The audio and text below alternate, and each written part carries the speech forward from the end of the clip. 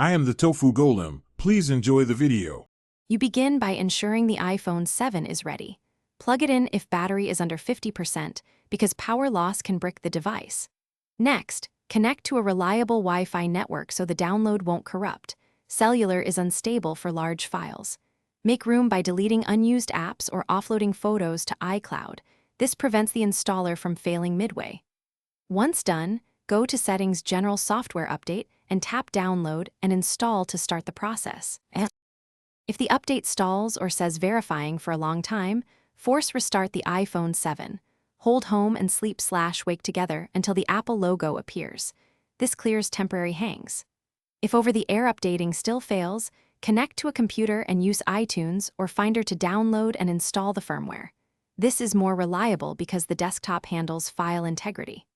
Also, make sure any VPN or beta software profile is removed, since those often block Apple's servers during installation.